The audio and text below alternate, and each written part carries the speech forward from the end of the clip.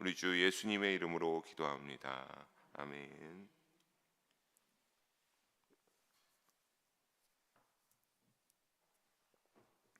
네, 오늘 이 시간 진노와 긍휼의 여호와 하나님이라는 제목으로 우리 예레미야 12장 7절에서 17절까지 함께 나눠보도록 하겠습니다. 우리가 오늘 본문 속으로 함께 들어가 보시면 이제 그 전에 1절에서 6절까지 보던 때와 기록되어진 시선, 보는 시각이 많이 달라져 있음을 알 수 있습니다. 어떻게 달라지고 있는지 우리 7절을 함께 한번 읽어보도록 하겠습니다. 7절입니다. 내가 내 집을 버리며 내 소유를 내던져 내 마음으로 사랑하는 것을 그 원수의 손에 넘겼나니. 아멘.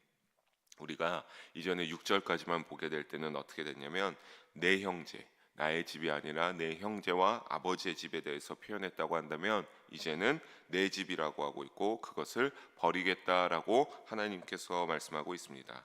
전에 나왔던 6절까지 나왔던 그 내 형제와 아버지의 집은 예레미야를 죽이려고 한 아나도 사람들에 대한 표현이었다면 지금 내 집은 순전히 하나님께서 사랑하셨던 자기 백성을 의미하고 있습니다.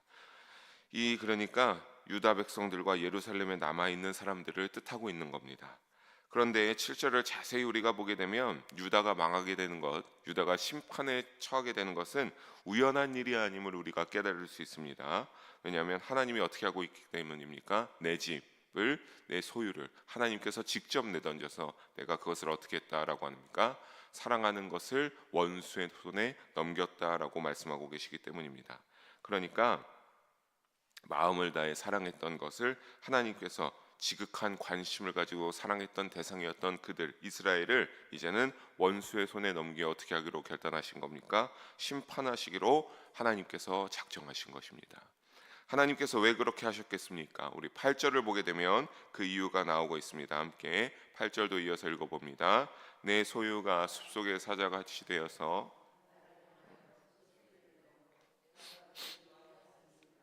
아멘. 하나님의 소유였습니다. 근데 그들이 어떻게 되었기 때문입니까? 숲속의 사자같이 변하여 버렸기 때문입니다. 즉 이스라엘 백성들이 이제 이 사자와 같이 변했다라고 하는 소리인데 이것은 아주 극단적인 패역함에 대한 비유입니다. 사랑하는 성도 여러분, 하나님이 그들을 어떻게 하셨습니까?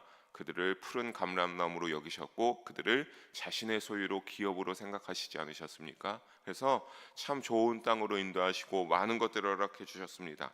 너무나 사랑하셨습니다. 하지만 유다는 그 사랑을 배반하고 어떻게 했습니까? 숲속의 사자처럼 이제 하나님을 향하여서 포악한 소리를 내면서 원망과 악의의 참말을 하며 교만한 행동으로 하나님을 어떻게 했습니까? 거역했기 때문에 하나님은 이제는 어떻게 합니까? 사랑하는 자들이 아니라 어떻게 한다고 합니까? 마지막에 보니까 미워하는 자들이 되었다라고 하나님께서 말씀하고 있습니다. 그만큼 이들은 어떻게라고 하는 겁니까? 이제는 하나님이 사랑하시던 그때의 백성들이 아니라 하나님이 미워하실 수밖에 없는 백성들로 변하였다라고 하는 소리입니다. 그래서 우리가 이제 이어서 9절을 또 보게 되니까 9절에 뭐가 되었다라고 나오고 있습니까? 무늬 있는 매가 되었다라고 하고 있습니다. 우리 여러분 아시겠지만 이 매라는 새 조류는 참으로 멋지고 아름다운 새가 아니겠습니까? 그런데 여기 보니까 이 매가 무늬가 있다라고 말하고 있습니다. 이 무늬가 있다라고 하는 것은 무슨 뜻이냐면 그만큼 하나님과 우상을 함께 섬겼던 혼합주의적 신앙을 가지고 있었던 유다 백성들이 되었음을 가리킵니다. 그러니까 너무나 멋지고 아름다웠던 매였습니다. 하나님이 그렇게 멋지고 아름답게 여겼던 이들이었는데 이제는 그들이 성전에서 하나님과 함께 우상을 섬기고 하는 그런 패역한 죄악들을 저지름으로 하나님이 보시기에 무늬가 가득한 오염되어 버린 그러한 매로서 변해버린 것을 하나님께서 말하고 정의하고 있습니다. 여러분, 그런데 다른 매들이 이렇게 달라진 모습을 보게 되면 조류들의 특성이 어떠합니까? 자신의 거처에 뭐가 자신에게 좀 다른 새 종류들이 자신을 위협하게 두면 아무리 연약한 참새이나 누구일지라도 가만히 있지 않고 어떻게든 달려들어서 그들을 멀리 떨쳐내려고 합니다. 그런 것처럼 본문을 다시 한번 자세히 보게 되면 그들을 어떻게 한다라고 합니까? 이 무늬 있는 매를 다른 매들이 달라진 모습에 둘러 에워싸고 가만두지 않고 또 하나님께서는 그들을 그 다른 사나운 매들과 여기서 들짐승들이 또 나오고 있죠. 이 들짐승들은 뭐냐면 이방 나라들과 군대들을 뜻합니다. 이방 나라들과 그들의 군대에게 뭘로 내어주시고 있습니까? 그것을 삼키게 하라. 그들에게 이제는 보호하지 않고 먹이로 내던져 주심을, 그러한 하나님의 모습을 우리가 볼 수 있습니다. 사랑하는 성도 여러분, 우리가 여기에서 알 수 있는 사실은 무엇입니까? 우리에게 하나님이 함께 하실 때, 우리가 그분의 날개 아래 거할 때 우리가 무엇을 받을 수 있습니까? 그때 하나님의 보호하심을 받을 수 있는 줄로 잊지 마시기를 바라겠습니다.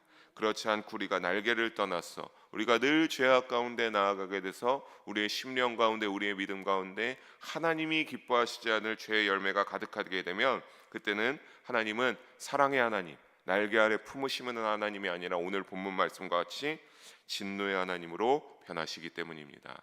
사랑하는 성도 여러분, 온전한 믿음으로 늘 하나님 품에 거하시기를 다시 한번 주님의 이름으로 축복합니다. 우리가 이어서 이제 말씀을 보면 하나님이 이제 더 이상 이들의 보호자가 되어주시지 아니하니까 그들이 이제 유린당하기 시작합니다. 10절과 11절 함께 한 목소리로 읽어보겠습니다. 많은 목자가 내 포도원을 얼며 만들었도다. 그들이 이를 황폐하게 하였으므로 그 황무지가 나를 향하여 슬퍼하는도다. 온 땅이 황폐함은 이를 마음에 두는 자가 없음이로다. 아멘. 우리 10절로 먼저 보면 10절에 많은 목자가 나오고 있습니다. 이 많은 목자는 이방의 지도자들을 말합니다. 이방의 나라의 힘 있는 대표가 되는 격들. 그리고 여기서 내 포도원, 내 목, 내가 기뻐하는 땅은 누구겠습니까? 전부 죄악이 가득하기 전에 아름다웠던 유다 땅, 이스라엘을 의미합니다. 하나님이 그래서 내 포도원이라고 하고 내 몫이라고 내가 기뻐하는 땅이라고 여겼던 유다였습니다.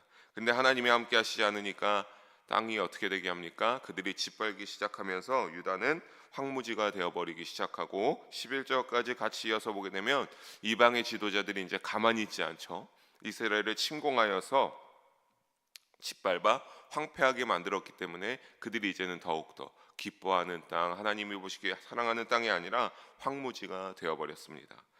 이는 하나님이 보시기에 슬픔이 가득할 정도로 황무지가 되어버렸음을 본문에서 우리가 11절에서 잘 알 수 있습니다. 그런데 이렇게 황폐하게 된 까닭은 무엇입니까? 마지막 절에 보니까 이를 어디에 두는 자가 없기 때문에, 마음에 두는 자가 없기 때문에, 더 이상 이스라엘을 생각하고 이스라엘을 사랑해주고 이스라엘을 아끼려고 하는 그러한 사람이 하나님도 미워하시니까 그런 사람이 한 명도 없기 때문에 이들은 황무지가 되어서 황폐하게 되어버릴 수밖에 없습니다.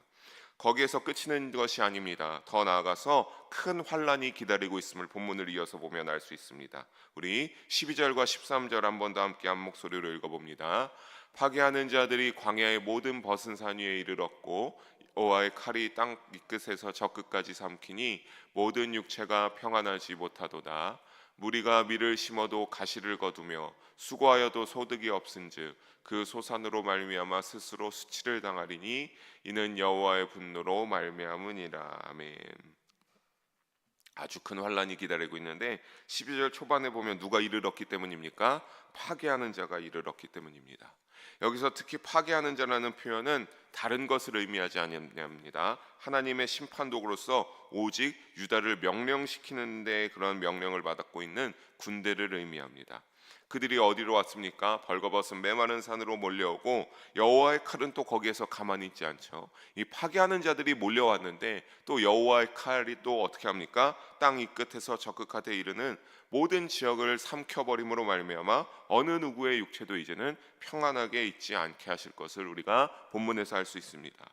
뿐만 아니라 하나님께서는 뭐라고 합니까? 그렇게 하면서 밀을 심어도 모를 거두게 된다. 가시를 거두고 아무리 수확을 위하여서 먹기 위하여서 일할지라도 소득이 없을 것인데 이와 같은 무서운 고난에 임하게 되는 이유는 무엇입니까? 13절 마지막 부분에 보니까 뭐라고 합니까? 여호와의 분노로 인하여서 이들이 이와 같은 아주 무서운 고난에 이르게 될 것을 알려주고 있습니다. 즉 유다 백성들이 하나님을 어떻게 하셨기 때문입니까? 하나님을 진노케 하셨기 때문입니다.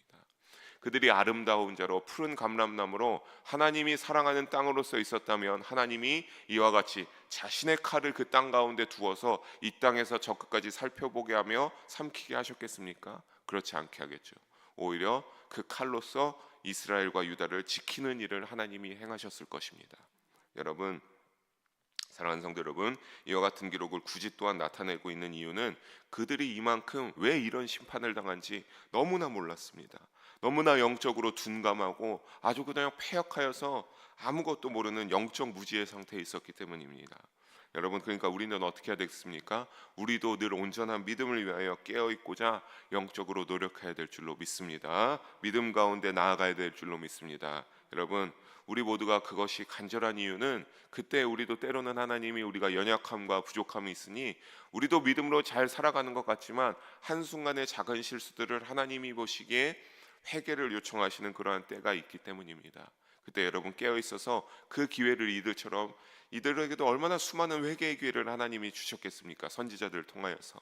근데 다 놓쳐버렸으니까 결국에는 이와 같이 심판의 앞에 코앞에 직면하게 된 것이 아니겠습니까? 여러분, 회개할 수 있는 믿음의 삶이기를, 그것을 놓치지 않는 우리의 믿음의 여정이 되어서 민감하게 반응을 할 수 있는 영적 분별력을 가지고 있기를 주님의 이름으로 간절히 소망하고 축복합니다. 그렇게 진노의 하나님이십니다. 참으로 무섭죠. 하나님이 이렇게 변하게 되시면 진노의 하나님이심으로 자비 없이 그 죄에 대해서 합당하게 심판하시기 때문입니다. 하지만 여기 가운데서도 하나님은 늘 끊임없이 어떻게 하십니까? 그들 가운데서도 작은 소망으로 그들에게 사랑의 긍휼이 남아있음을 잊지는 않으십니다. 우리 14절을 함께 읽어봅니다. 14절입니다. 내가 내 백성 이스라엘에게 기업으로 준 소유의 손을 대는 나의 모든 악한 이웃에 대하여 여호와께서 이와 같이 말씀하시니라. 보라, 내가 그들을 그 땅에서 뽑아버리겠고 유다 집을 그들 가운데서 뽑아내리라. 아멘. 본문을 보니까 뭐라고 합니까? 하나님이 이스라엘에게 준 땅, 그 기업에 하나님이 그들에게 소유해 준 거기에 손을 대는 자들에게 악한 이웃에 대하여서 하나님이 심판을 하고 계시는데, 아수르나 바벨론을 하나님이 심판의 도구로 쓰셨습니다. 그런데 그들을 그렇게 쓰셨지만 그들이 선해서 쓰신 것이 아닙니다. 그들이 하나님 보시기에 그렇게 합당해서 하나님이 마땅해서 그런 것이 아닙니다. 아무리 봐도 하나님이 보시기에 분명히 이들이 죄악을 져서 심판을 하시긴 하겠지만 그들은 더욱더 이들보다 못한 죄악으로 가득한 자들입니다. 하지만 여러분, 부모님들이 자신의 자녀들이 잘못을 할 때 사랑하는 마음을 가지고 더욱더 아주 강하게 회초리를 들지 않습니까? 그런 것과 똑같다고 생각하시면 됩니다. 그들을 정신 차리기 위해서 이스라엘을 바른 길로 인도하기 위한 조치로서 이들을 사용하고자 하는 그러한 순간일 뿐입니다. 그래서 언젠가 때가 되어서 이스라엘이 회개하고 하나님 앞으로 그들의 믿음이 회복되어서 그들의 믿음이 온전하게 서기 시작할 때, 그때 하나님이 어떻게 하신다고 합니까? 그들을 가운데서 뽑아내서 이스라엘을 구원하고, 이방 땅들은 어떻게 합니까? 그들을 그 땅에서 뽑아버리는 심판을 하나님께서 행하시겠다라고 하고 있는 겁니다. 그들은 결국 하나님을 모르는 죄가 가득한 자들이기 때문입니다. 다만 그때 이스라엘을 그들에게서 뽑아내면 그때 그들을 심판하는 가운데 이스라엘은 그들의 포로에서 해방돼서 구원해서 하나님이 어떻게 하신다라고 합니까? 해방시켜 구원하십니다.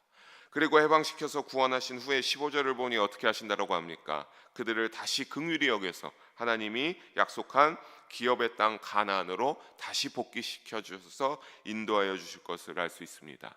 즉 자신들의 힘으로 돌아오는 것이 아니라 어떤 겁니까? 철저하게 다시 하나님께로 돌아왔을 때 하나님이 그래서 아이들이 이제 이 믿음이 조금 하나님 보시기에 합당한 믿음이 되었구나, 너희가 좀 정신 좀 차렸구나 싶을 때 하나님이 그들에게 긍휼을 베풀어 주심으로 가능한 일입니다. 다만 우리가 주목할 만한 사실은 무엇입니까? 15절 후반절을 보게 되면 뭐라고 합니까? 그들을 불쌍히 여길 때, 여기에 보게 되면 15절 이후에 각 사람을 그들의 기업으로, 각 사람을 그 땅으로 다시 인도시켜 주신다라고 15절을 이어서 보면 그렇게 각 사람이다라고 칭하고 있음을 볼 수 있습니다. 즉 민족 전체가 아닙니다. 여러분, 하나님께서 어떻게 한 사람? 그 각 사람, 이스라엘 한 명 한 명을 전부 다 하나님이 뽑아서 구원하는 것이 아니라 그들 가운데서도 하나님이 각 사람 한 명 한 명을 다 보시고 그들의 중심과 그들의 믿음이 어떠한지를 보시고 그렇게 합당한 믿음을 소유한 자들만 어떻게 하는 겁니까? 그들을 다시 하나님의 기업으로 세우시고 하나님이 예배했던 가나안 땅으로 인도하여 주시겠다라고 하는 사실을 우리가 여기에서 알 수 있습니다. 사랑하는 성도 여러분, 결국에는 주목할 만한 사실, 민족 전체가 아니라 하나님께 회개하고 온전하게 돌이킨 개개인을 대상으로 행해지는 것임을, 그 구원은 그렇게 이루어지는 것을 우리가 잊지 말아야겠습니다. 사랑하는 성도 여러분, 권면을 누구에게 받을 수 있습니다. 또 우리가 누군가에게 권면을 해줄 수 있습니다. 하지만 다른 이들에게 그렇게 신앙의 도움을 받고 우리가 신앙의 도움의 손길을 내밀 수 있습니다. 하지만 그때 중요한 것은 우리가 여기에서 알 수 있는 영적 교훈은 무엇입니까? 결국 믿음의 구원은 누구와 누구와의 관계에 있는 겁니까? 그들의 도움을 받아서 이런 것이 아니라 나와 하나님과의 일대적 관계에서 내가 내 믿음 가운데 얼마나 하나님께로 합당하게 나아가는가가 중요하다라는 사실을 꼭 잊지 마시기 바랍니다. 여러분, 백날 누가 권면하고 이것이 믿음으로 맞고 하는 것 내가 들어서 하는데, 내가 그것을 들으면서도 행하지 않고 믿음으로 똑바로지 않고 내 잘만에 교만하고 자만하면 하나님이 어떻게 여기겠습니까? 하나님 때로는 그 사람을 통하여서 그것이 잘못되었다고 알려줄 수 있는 것인데, 때로는 목사님을 통하여서, 전도사님을 통하여서 알려줄 수 있는 건데, 우리가 그것을 듣지 않고 내 멋대로 교만하게 하면 하나님이 그것을 기쁘게 여기시겠습니까? 여러분, 어떤 권면을 들을 때 듣고서 기분 나쁘다, 내가 정말 너무나 기분이 나쁘다, 그러면 그건 내 죄악의 찔림 때문입니다. 그때 여러분 잘 생각해 보시고 회개하시고 믿음으로 어떻게 해야 되겠습니까? 기쁘게 회복할 수 있기를 주님의 이름으로 축복합니다. 그래서 우리의 믿음이 한 분도 빠짐없이 하나님께 합당한 믿음이 되도록 힘을 내시기를 주님의 이름으로 부탁드리겠습니다. 하나님은 그런데 너무나 긍휼과 사랑이 많으셔서 이스라엘만이 아니라 누구에게도 구원의 축복을 허락하십니까? 본문 속에 보면 이방인들에게도 구원의 축복을 허락하십니다. 16절 함께 읽어봅니다. 16절입니다. 그들이 내 백성의 도를 부지런히 배우며 살아있는 여호와라는 내 이름으로 맹세하기를,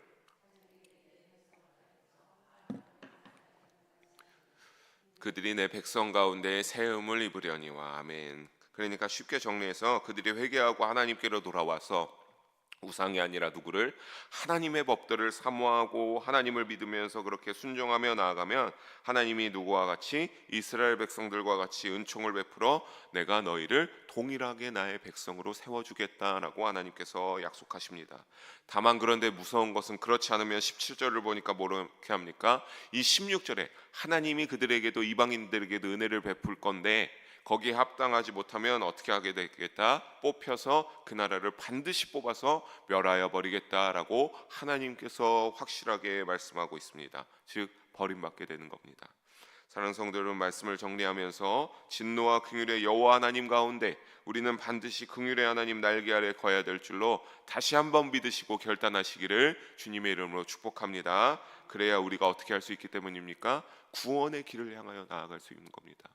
다만 이런 것들을 보면 어떤 겁니까? 참 믿음의 길은 쉽지 않죠. 그분이 예수님이 가신 좁은 길을 우리가 좁은 고난의 길을 마땅히 기쁘게 나의 십자가를 지고 감당하시기를 바랍니다. 그렇게 위해서 많은 고난들이 있지만 여러분, 그때에 하나님의 말씀을 부지런히 배우고 그 뜻에 순종하는 행함이 있는 삶을 위해 살아가는 우리 모두가 되기를 바랍니다. 그때 우리는 반드시 그 좁은 길에, 믿음의 마라톤의 끝에 결승선을 도달하게 될 줄로 믿습니다. 여러분, 그것이 우리 하나님이 우리에게 허락하신 큰 은혜에 부합하는 삶인 줄을 또한 잊지 마시기를 바랍니다. 하나님은 우리가 그분 뜻에 순종하며 우리가 하나님을 경외하는 믿음이 되시기를 원합니다. 여러분, 나의 마음을 끊임없이 모난 것들을 부셔버리시기 바랍니다. 말씀에 따라 그 말씀이 우리에게 역사하셔서 우리가 끊임없이 동그랗게 다듬어져야 됩니다. 그래야 어떻게 되기 때문입니까? 우리가 온전한 믿음을 소유하게 되는 것이기 때문이죠. 우리가 그렇게 가꾸어져 나가기 때문입니다. 여러분, 그래서 이를 의식하면서 믿음으로 순종하는 우리 모두가 되어서 여호와 하나님 긍휼의 복을 누리며 하나님의 큰 은혜 안에 살아가는 믿음의 삶이기를 주님의 이름으로 간절히 소망하며 축복합니다. 기도하시겠습니다.